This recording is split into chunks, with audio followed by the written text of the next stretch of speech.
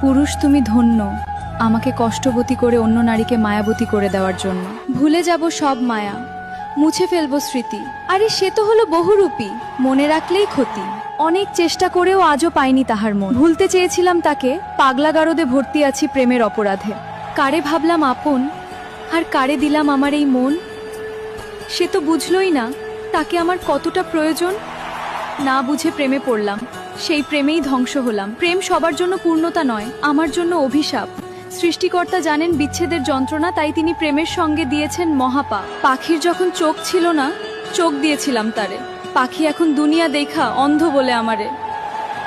তুমি আমার এতটা কাছে আইসা এমন করে হারায় যাইবা, এইটা আমি কখনো বুঝতে পারি নাই। তোমার সাথে কাটানো স্মৃতিগুলা এখন আমারে প্রতিনিয়তই কাঁদায়। ভুল করে তোমাকে চেয়েছিলাম, কিন্তু তুমি যে এতটা দামি সেটা আগে আমি জানতাম না। পছন্দের জিনিসগুলো কখনোই নিজের হয়ে থাকে না, হয় হারিয়ে যায় নয়তো অন্য কারো হয়ে যায়। হারাতে চাইনি তোমাকে, তবুও তুমি হারিয়ে গেলে। তোমার মাঝে সুখ খুঁজতে গিয়েছিলাম, কিন্তু তুমি আমাকে দুঃখটাই দিলে। হেসে না হয় মুক্তি দিলাম, কেঁদে আর পেলাম কই। যতই বলি তুমি আর আমার কই। ভাগ্য করে একটা জীবন পেয়েছি, কষ্ট ছাড়া আর কিছুই নেই। আমি তো রাখতে পারলাম না।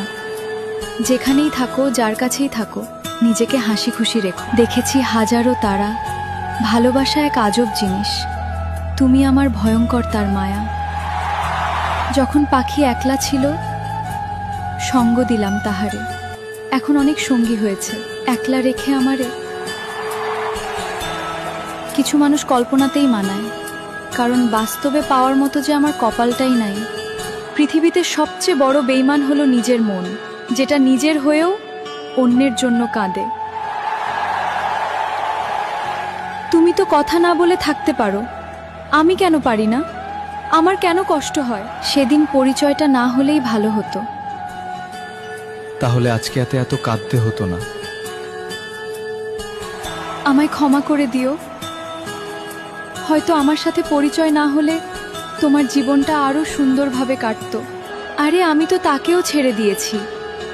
যাকে ছাড়া থাকতে হবে ভাবলে আমার দেহ থেকে রুহুটাই বেরিয়ে আসতো।